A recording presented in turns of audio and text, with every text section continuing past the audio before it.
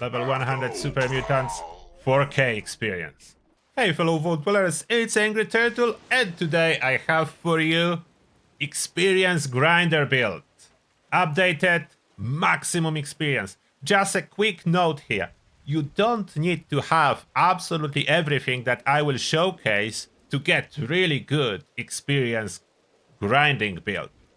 But I did put everything that is indeed possible, just so you know what the ceiling is. You don't need to reach the ceiling to be very efficient, but you will know what that is. So, let me showcase the build. Apologies for the rain and thunderstorm, I was fishing. So we do have rainy experience. Human experience build. Ghouls can do similar thing. They are a tiny bit less efficient at experience. Okay, the base special distribution.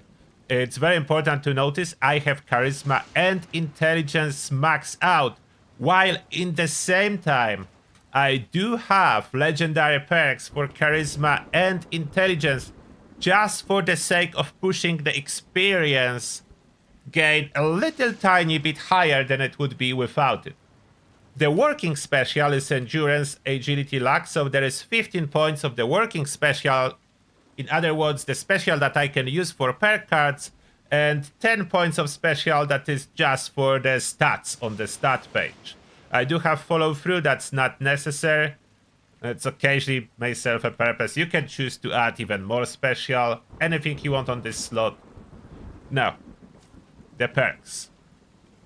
As you may notice straight away, there is not too much combat related perks. There is mainly defense, as we don't want to accidentally die, and it's already enough damage. The focus is on every card that increases experience, like Night Person. There is some help with grenades, so this build is very universal in farming experience. I can use Nuka grenades, or I can go and do Expedition, or I can go and do Raid. Raid, of course, with a team. Solo, that's not gonna fly. But with a team, I can farm Raid. Solo, I can do Expedition, or I can do Westec. Nuka grenades, extremely powerful, boosted further by my gear. Endurance, more tankiness, the Chemfen to increase duration of berry mentats. Star Genes to keep our mutations, lots of tankiness. Charisma is important. We do have everything that we can use. So we need 15 charisma for the sake of boosting inspirational card. Where is it hiding? There it is. Inspirational card is being boosted by my total charisma. So I want as much charisma as possible. Then important perk cards. Trenching numbers, of course, to boost mutations. Magnetic personality. 2 charisma for each teammate. Again, charisma boost inspirational effect. So that's why it's here. Happy-go-lucky. That's because I had room. Like, I needed to squeeze in something. Normally, I'm not even running any alcohols. But if I choose to, I can.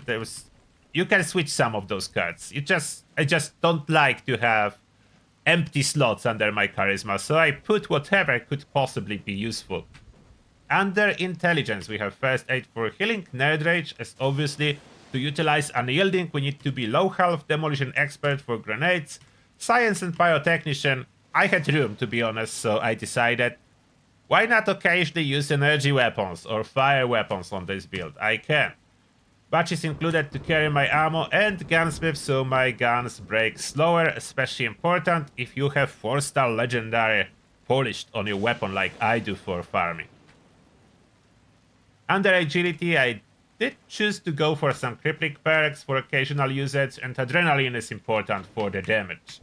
You could swap modern renegade for gunfu. It's fine. If you don't want it, run gunfu. Will be even better for your damage output in watts only, unfortunately. Luck, bloody mess to boost our grenades, and then a little bit of tankiness from Ricochet, 4-leaf clover to get those criticals from miss hits, and curators are bubble heads, last for longer. About mutations, I do have almost everything, and yes, I am the Megavore, so carnivore and herbivore. I don't know if currently it is possible to become Megavore on this patch. I do plan to test it. If I will be able to reproduce it on this patch, I will let you know. For now, you can be either carnivore or herbivore for experience farming. Both is fine, you just choose different food. Adrenaline reaction for the damage on kill streak. Bird bones for agility, like that's combat efficiency. What matter for experience is egghead, extra intelligence, that's more experience gained. Herd mentality, all special boosted, more experience gained. When you are running marsupial, you need to use serum to suppress a negative to your intelligence, as marsupial reduces your intelligence, so you need to suppress negative. About the gear, there is one important weapon that I'm running, that is assault rifle. Any rifle will do. What is important, blooded, so I can boost my grenades. If you don't care about grenades, then that's not a factor. But I do. So blooded to boost grenade damage. Damage while aiming works on grenades. Then intelligence further boosts my experience gain. After that, polished carry over to grenades, and this weapon degrades very slowly if you put the same mods as I do have in here. Armor penetration from the magazine carry over to the grenade. That's why I name it Grenade Booster. That's what I am using it for. That's what I'm using it for. But this is Assault Rifle alone. It's doing great damage too, as you can see with this combination of mods. The 4-star can be a problem. That's a hard to come by mod. And I do understand it. I'm not saying it's easy. It's just a perfect setup. So I'm just repeating what I already said. You don't need to copy everything. If you don't have everything, it will still work quite well for most scenario, even if you cannot have everything exactly the same. It's a perfect setup, so not easy to achieve. It took me years to get all of this stuff. Secret Service armor is unyielding, with extra intelligence on the 2nd star.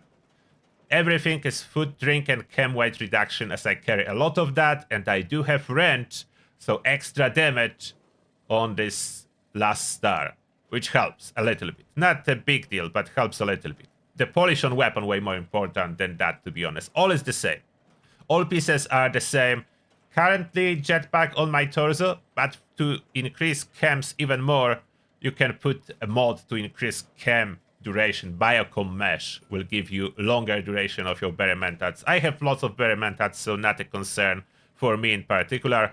Under armor, it's casual. Yes, I know it's look like Secret Service. That's because it was changed. It used to be in the past, first this Under Armor was released, it was casual. Therefore, you are looking for casual Under Armor. And then you modify it to get Charisma and Intelligence boost, both important for experience grind. And from that point, it's the hardest part. Or the boosts. I will show you all the boosts so you know what that is. Sleep buff increases your experience gain. So feel well rested. That's a buff from sleeping. Sometimes it says Kindred Spirit. It's still the same buff, different name. Depend on your ally in the camp if that will register or not. Then we have Movement Tome. That's additional boost to experience. After that, we have next camp item, which is Mechanical Derby Game. That's additional 2 intelligence. Next, Centomatic. That gives 2 charisma. If you want, you can have luck, but that's not important. Then, once a day, we have ally buffs from 2 allies. So, Leo Petrov, if Leo Petrov will work and talk with me. If Leo Petrov bugs out for you, like it's bugging out for me, what usually help if you remove his camp item and place it again. But I cannot remove it until he will wake up from his chair, so I will need to wait here a second. And I'm not saying you need to always use everything. Sometimes it's just not worth to bother with this buff when Leo is becoming unresponsive, as that's relatively small buff. It's not huge. It's 5%. Sometimes you may skip some buffs and go into farming and be more efficient this way. Remember, So I replaced Leo item and now I can talk with him. What we need to do, ask for his services, give a Nuka-Cola to Leo, and the Nuka-Cola must be cranberry. That's the once a day, 1 hour long experience boost. Now the second ally. The second ally is a new one. The latest one, Dottie Strange boxes you need to place. Dottie is a new ally from this season, from the fishing season. Later on, it will be most likely available with gold bullion. For now, it's a season reward. And now about Dottie. She can teach us something. Is that so? She's really interesting. You need to unlock Let her. me see if I have These any bands simple show up facts as well I for can her. teach you about lost access, stealing, Nothing So more she's to it. teaching us very important stuff. After you ask her to teach you, so effects from allies now. From Dottie, we have unshakable beliefs, which is one intelligence for our experience needs. Yeah, I know it's not a lot, but it is one intelligence.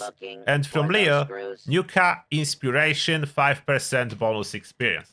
So this is a camp stuff that we needed. Now, food stuff and chem stuff.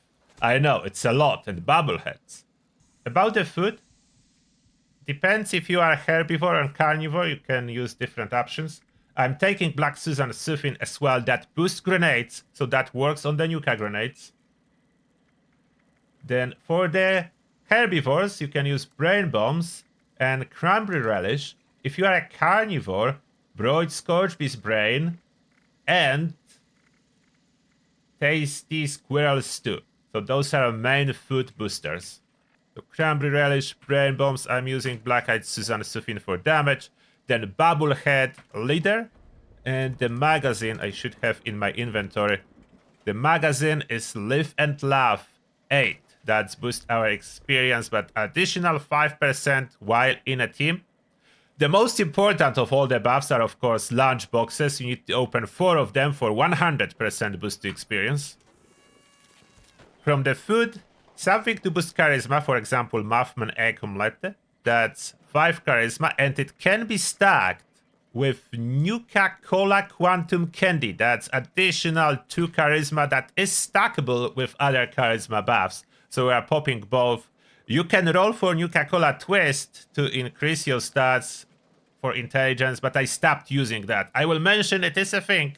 You will need as well a perk for boosting Nuka-Cola under endurance if you want to utilize that, but it's random, so I stopped using that. It's too random, too much time consuming, too little effect from Nuka-Cola Twist, but you can use. So I pop one. Well, maybe I will get lucky with the special I want to be boosted. After you boost everything, always check your special tab and see if it looks about right. 79 intelligence, 55 charisma, looks about right. It may be Nuka Twist missing, but this is okay. And one teammate, no, the teammates already are aligned. It's important that you are on the casual team, and then you are getting triple bond plus 4 intelligence. So I do already have a triple bond. I have all the bonuses at this moment. If you check my effects, you can see everything I do have running, and we are about ready to go and see how much experience that will be from fighting enemies. So experience bonus from inspirational is 28%. If you decide not to use legendary charisma card, it will be 27. So not a huge difference. You will lose 1 percentage point from in here if you decide not to use it.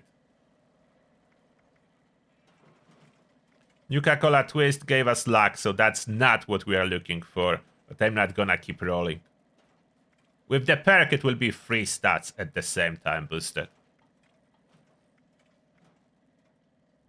Let's see how much experience it is in practice. And before we start the fight, there is one final chem that you need to apply quite often. Bear in mind that's every 10 minutes for me. And with the final chem, our intelligence is up to 84, which is a lot of intelligence. No super mutants outside, so we're heading inside. So we are inside the West Tech. All the boosts ongoing. Level 100 super mutants, 4k experience. 4k experience super mutant, a doggo is 1k.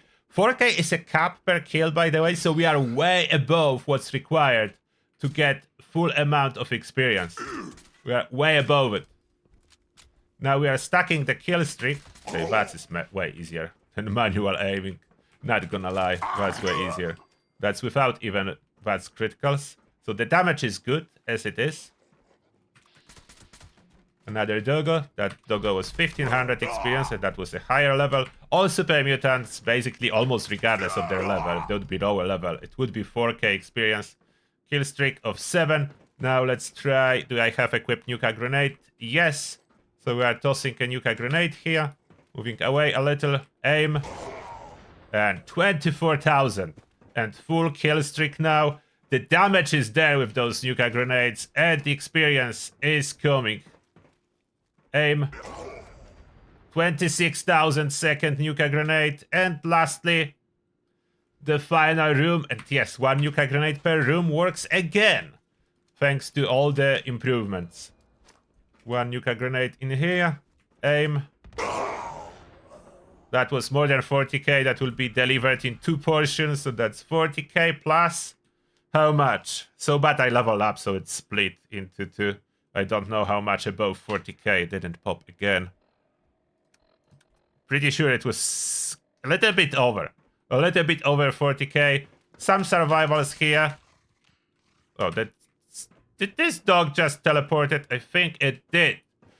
Now, what are other sources of experience and amounts of experience you will expect?